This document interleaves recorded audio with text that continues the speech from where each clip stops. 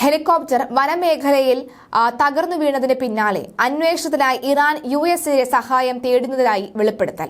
US state department വക്താവ് Mathew മില്ലറാണ് Iran സർക്കാർ സഹായം തേടിയ കാര്യം മാധ്യമങ്ങളെ അറിയിച്ചത്. പരമ്പരാഗതമായി ഇറാൻ യുഎസിനെ ശത്രുപക്ഷത്താണ് നിർത്തിയതെങ്കിലും അത്യാവശ്യഘട്ടം വന്നപ്പോൾ സഹായം തേടിയത് അസാധാരണ നീക്കമായി. ഇറാന്റെ അഭ്യർത്ഥന ചെവികൊണ്ട് എന്തു സഹായത്തിനും തയ്യാറാണെന്ന് പ്രതികരിച്ചു എങ്കിലും സംഭവസ്ഥലത്ത് എത്തിച്ചേരാനുള്ള വിഷമം കണക്കിലെടുത്ത് യുഎസ് ഒടുവിൽ ദൌത്യം ഉപേക്ഷിക്കുകയായിരുന്നു. ഇതേ തുടർന്ന് റഷ്യയും തുർക്കിയുമാണ് പിന്നീട് ഇറാനെ സഹായിക്കാനായി രംഗത്തെത്തിയത്.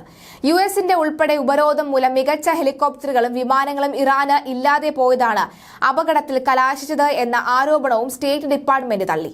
45 കൊല്ലം പഴക്കമുള്ള ഹെലികോപ്റ്റർ മോശം കാലാവസ്ഥയിൽ പറത്താൻ തീരുമാനിച്ച ഇറാൻ തന്നെയാണ് കുറ്റക്കാരെന്ന് ഡിപ്പാർട്ട്മെന്റ് വക്താവ് അഭിപ്രായപ്പെടുകയും ചെയ്തു.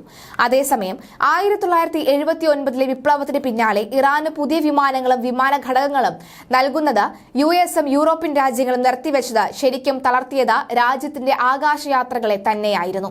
ബോയിംഗ്, എയർബസ് കമ്പനികളാണ് യാത്രാ വിമാന നിർമ്മാതാക്കളെന്നതിനാൽ തന്നെ ഇരുവരിൽ നിന്നും ഇറാനിലേക്ക് ഒരു വിമാനവും പിന്നെ എത്തിയില്ല.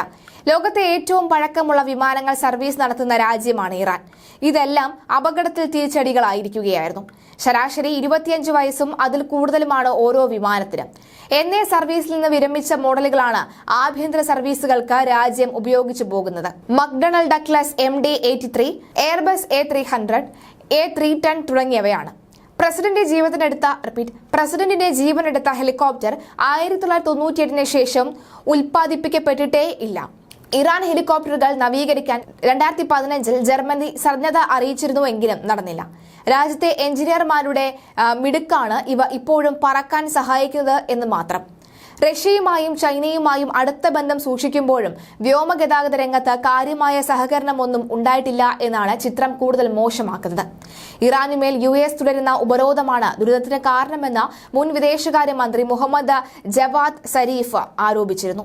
അതേസമയം റൈസിയുടേത് രക്തം പുരണ്ട കൈകളാണെന്ന് യുഎസ് മരണത്തിൽ പ്രതികരിച്ചു. റൈസിയുടെ നിര്യാണത്തിൽ വാഷിംഗ്ടൺ ഔദ്യോഗികമായി അനുശോചനം അറിയിച്ചതിന് പിന്നാലെയാണ് പുതിയ പ്രതികരണം വന്നിരിക്കുന്നത്. ഒരുപാട് പേരുടെ രക്തം പുരണ്ട കൈകളാണ് റൈസിയുടേതെന്ന് യുഎസ് ദേശീയ സുരക്ഷാ കൌൺസിൽ വക്താവ് ജോൺ ഗിർബി പറഞ്ഞു. ഇറാനിൽ നടക്കുന്ന ക്രൂരമായ മനുഷ്യാവകാശ ധ്വംസനങ്ങളിലും ഹമാസ് ഉൾപ്പെടെയുള്ള സംഘടനകൾക്ക് പിന്തുണ നൽകുന്നതിലും റൈസി ഉത്തരവാദി ആണ് എന്നും കർബി പറയുന്നുണ്ട്. മലയാളി വാർത്താ plus, like, share and subscribe.